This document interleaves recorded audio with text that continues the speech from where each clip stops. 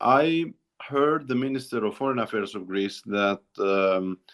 couple of days ago, so on Saturday, I think it was it, after a huge noise that was caused by the reactions against what Mrs. Bakoyanni did in Strasbourg. So Minister Gerapetritis, he went on and he assured the public opinion that Greece holds by its position, which is against the recognition of Kosovo. And so what he verbatim said is that Greece will abstain from voting at the ministerial congress in May for the case of Kosovo. So formally, Greece has announced that will not support any further procedure of Kosovo accessing the EU. But the truth is that that was not the maximum that the minister could do, because the ideal, of course, one can understand would be that he said that Greece will participate in the vote and will vote against the accession. That would be an honest attitude, as of course Spain will do, and Romania and Slovakia, and of course Cyprus. So what he said is the half the way and not the maximum that Greece, to my view, should do with regards to Kosovo. As per the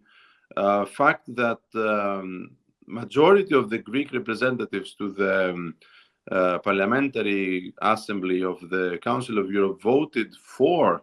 the Kosovo accession, shows, as a matter of fact, that although the Minister of Foreign Affairs of Greece stated that Greece will abstain,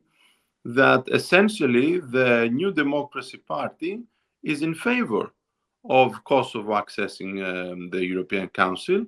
and that 4 members of the parliament voted against only one, and which was very brave, actually, action on behalf of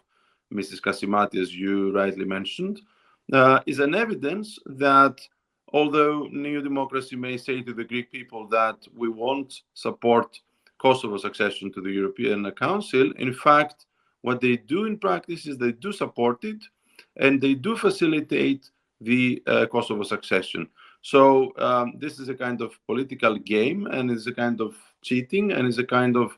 attempt to mislead the Greek public opinion about this development. You know, the Greek politics right now is at large served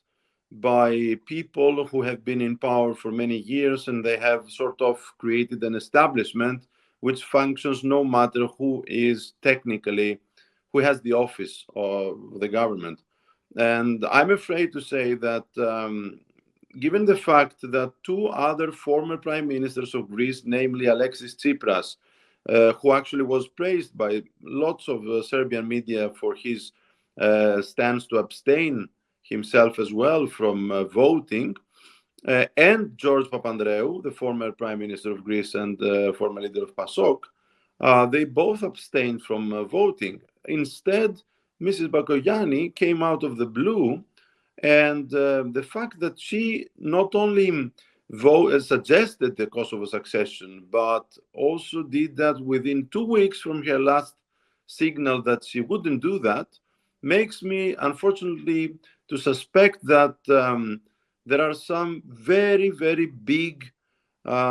promises, at least, if not other concrete exchanges that she is subject to in order to be persuaded to proceed to this positive suggestion for the Kosovo succession. Otherwise, does not make any sense what she has done.